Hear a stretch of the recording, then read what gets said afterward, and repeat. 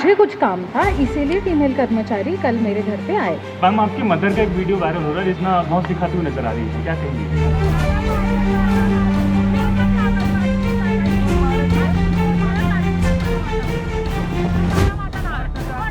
नमस्कार दोस्तों, 19 जुलाई 2024 को संघ लोक सेवा आयोग यानी यूपीएससी ने आईएएस ट्रेनी पूजा खेतकर के खिलाफ एफआईआर दर्ज करने का आदेश दिया है। Crime Branch has registered an FIR against the IAS officer Pooja Ketkar. Pooja Ketkar, the IAS fraud, has finally been booked. A case registered against her for forgery, for cheating, as under sections of the IT Act and the Disability Act. FIR against Pooja Ketkar and also issues a show cause notice for cancellation of her candidature. और बड़ी खबर आपको बता दें, UPSC ने trainee IAS पूजा खेतकर पर FIR दर्ज करवाई है। 2023 batch IAS officer Pooja Khedkar impropriety and misuse of her position as a bureaucrat. UPSC का कहना है कि पूजा खेतकर ने कभी फादर्स नेम, कभी मदर्स नेम, कभी सिग्नेचर, कभी एड्रेस और कभी मोबाइल नंबर बदल करके तय सीमा से ज्यादा बार एग्जाम को अटेम्प्ट किया है। एफआईआर के साथ साथ पूजा खेतकर के लिए यूपीएससी ने शो कॉज नोटिस भी जारी किया, जिसमें यह पूछा गया है कि आपकी कैंडिडेचर क्यों न रद्द किया जाना चाहिए, प्लस फ्यूचर में किसी भी सिविल सर्विस एग्जाम को देने से क्यों न रोका जाए। पूजा खेतकर के इन सारे सवालों का जवाब देना है, लेकिन पूजा खेतकर अभी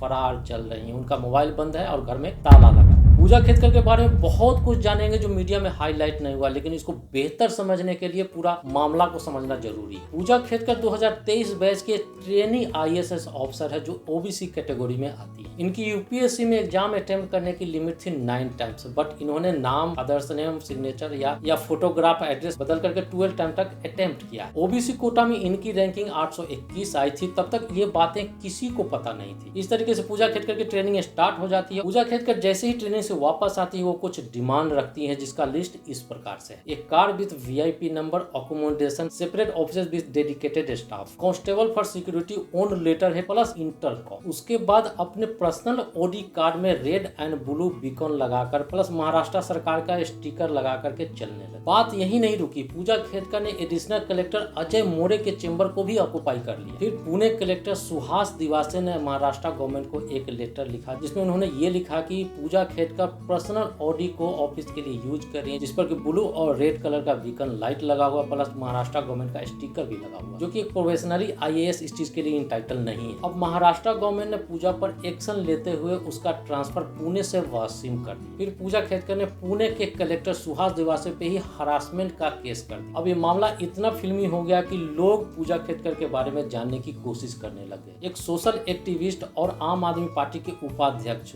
विजय कुंभार ने आरटीआई फाइल करके एक्स पर बहुत सारे क्वेश्चन पूछना शुरू कर दिया। विजय कुंभार ने एक्स पे लिखा कि पूजा के पास ओबीसी नॉन क्रीमिलियर का सर्टिफिकेट है, जबकि उसके पेरेंट्स के पास 110 एकड़ एग्रीकल्चरल लैंड है, 6 दुकानें हैं प्लस 7 फ्लैट्स हैं, जिसमें कि एक हीरा नंदानी में भी 9 grams gold plus 1 golden watch जिसकी कीमत 17 लाख रुपए बताई जाती है। इसके अलावा 4 कार्स हैं, 2 पार्टनरशिप प्राइवेट लिमिटेड फॉर्म है प्लस 1 ऑटोमोबाइल फॉर्म्स भी है। खुद पूजा के पास भी 17 करोड़ की संपत्ति है जिसकी जांच होनी चाहिए। ये सारा विजय कुंभार ने क्वेश्चन। एक्चुअली जब पूजा खेतकर आईएएस बन गई, कलेक्टर से कुछ मांगे रखी, मुझे अलग ऑफिस चाहिए, मुझे बंगला चाहिए, मुझे गाड़ी चाहिए। उनके पिताजी ने और उन्होंने खुद जाकर तहसीलदार को धमकाया भी। तहसीलदार ने कलेक्टर के पास कंप्लेंट भी कर दी। उसके बाद उन्होंने जो गाड़ियां यूज की, यहाँ जो बड़ी लैंड क्रूजर जैसी गाड़ियां थी, उस पर उन्होंने बीकन लगाया और वो खुद गाड़ी चलाकर आगे करके बताया जाता है। ये खबरें सोशल मीडिया पर आने के बाद मुझे ऐसे लगा कि जो व्यक्ति ट्रेनिंग पीरियड में इतनी गड़बड़ कर सकता है, उनका आईएएस कैसे रहा होगा। इसलिए मैंने पहले तो यूपीएससी की वेबसाइट की जांच पड़ताल की, तो पता चला कि इन्होंने OBC non creamy layer certificate use किया है, एमडी मतलब मल्टीपल डिसेबिलिटी सर्टिफिकेट यूज किया है। एक्चुअली जिसकी आय 8 लाख से ज्यादा होती है उसको ओबीसी क्रीमिलियर का लाभ नहीं मिलता, लेकिन पूजा इसका लाभ ले चुकी थी। क्योंकि पूजा ने इंटरव्यू में भी इस चीज का खुलासा किया है कि उनके पेरेंट्स के बीच में डाइवोर्स हो चुका है, इसलिए उनका इनकम बिल्कुल जीरो। उसके अलावा पूजा का जो रिजल्ट था वो मल्टी डिसेबिलिटी कैटेगरी में था, यानी पूजा के पास बहुत सारे डिजीज है जिसका उनको फायदा मिल चुका है। पूजा खेतकर के पिता दिलीप खेतकर भी एक सिविल सर्वेंट रह चुके हैं, जो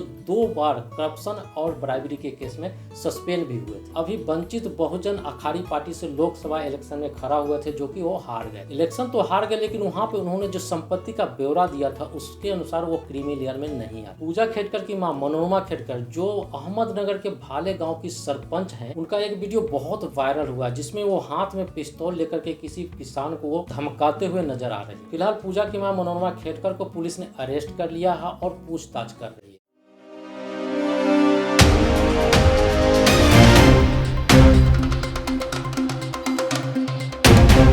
पूजा के डिसेबिलिटी सर्टिफिकेट के अनुसार पूजा को लोकोमोटर डिसेबिलिटी, उसके साथ साथ ओल्ड एशियल ईयर नाम की बीमारी है, जो ये सर्टिफाई करता है कि पूजा को मल्टी डिसेबिलिटी है। अब अप्रैल 2022 को एम्स न्यू दिल्ली से पूजा को बुलावा आता है ये वेरीफाई करने के लिए कि उनको मल्टी डिसेबिलिटी है या नहीं। यह एक यूपीएससी का ही प्रोसेस था, लेकिन पूजा खेड़कर पहली बार ये कहकर मना कर ये बोलते हो कि वो कोरोना पॉजिटिव है। एम्स न्यू दिल्ली से दूसरी बार जब बुलावा आता है एमआरआई करने के लिए तो वो फिर भी जाने से मना कर देती है। पूजा खेड़कर का एमआरआई स्कैन इसलिए होना था क्योंकि पूजा खेड़कर ने यूपीएससी को बताया था उनका विजन इम्पेयरमेंट है, यानी उनके आंख से कुछ कम दिखाई देता है। आईएएस के रिक्रूटमेंट के लिए जो संस्था रिस्पॉन्सिबल होता है उसको बोलते हैं department of personnel and training, DoPT. सितंबर 2022 में एम्स दिल्ली ने डीओपीटी को एक लेटर लिखा था ये बोलते हुए कि पूजा खेड़कर उनको मेडिकल एग्जामिनेशन में कोऑपरेट नहीं कर रही है। नवंबर 2022 को एम्स न्यू दिल्ली ने एक और लेटर लिखा डीओपीटी को जिसमें ये बोला कि उनको कैंडिडेट नहीं बनाना चाहिए। अब पूजा खेड़कर इस केस को लेकर के सेंट्रल एडमिनिस्ट्रेटिव ट्रिब्यूनल यानी कैट के पास चली जाती है। कैट या सीएटी एक गवर्नमेंट बॉडी है जो किसी भी गवर्नमेंट रिक्रूटमेंट में कोई इशू होता है तो उसको वो रिजोल्व करता है। पूजा के एडवोकेट